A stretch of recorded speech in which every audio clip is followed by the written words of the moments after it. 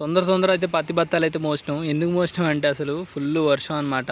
ఈ వర్షానికి అయితే అసలు ఈ పత్తి అయితే మా అంతా ఖరాబ్ అనమాట. ఇంతకుముందు ఫస్ట్ టైం ఏరినప్పుడు కూడా ఫుల్ వర్షం. ఆ రోజే రాక కూలోళ్ళు వచ్చిరన్నమాట 5గురు. ఆ రోజు మొత్తం తడిచిపోయింది వర్షంలోనే.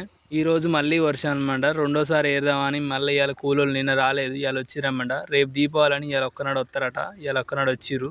ఒక్కనాడు రాగానే కరెక్ట్గా మనకు 3ంటికి స్టార్ట్ చేసింది వర్షం. మంచిగా తెల్లగా వలిగింది అసలు పత్తి అయితే. చాలా అంటే చాలా బాగుంది పత్తి కూడా. చెట్టుకైతే ఒక 20 గాల పగిలినాయి. చూడండి, మీరు చూస్తున్నారు కదా అసలు పత్తి ఎంత మంచిగా పలిగిందో.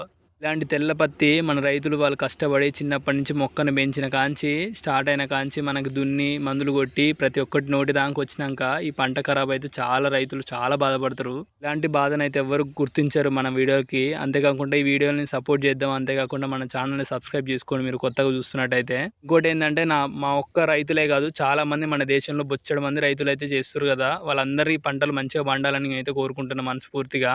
వాళ్ళందరూ మంచి గిట్టుబాటు ధరలకు అమ్ముకోవాలని కోరుకుంటున్నా. అంతేకాకుండా వాళ్ళందరికీ మనం సపోర్ట్ చేద్దాం. ఎందుకంటే వాళ్ళు కష్టాన్ని నమ్ముకొని ఇలాంటి పంటను పండించినాక లాస్ట్కి ఇలాంటి వర్షాలు ఖరాబ్ అయినప్పుడు చాలా అంటే చాలా బాధ అవుతుంది. ఇలాంటి తెల్ల పత్తి చూస్తున్నారు కదా, ఎంత తెల్లగా ఉందో పత్తి మాత్రం కొంచెం కూడా మరకలేదు. ఇట్లాంటి పత్తి మనం అమ్ముకుంటే రైతు కొంచెం మిగులుతుంది.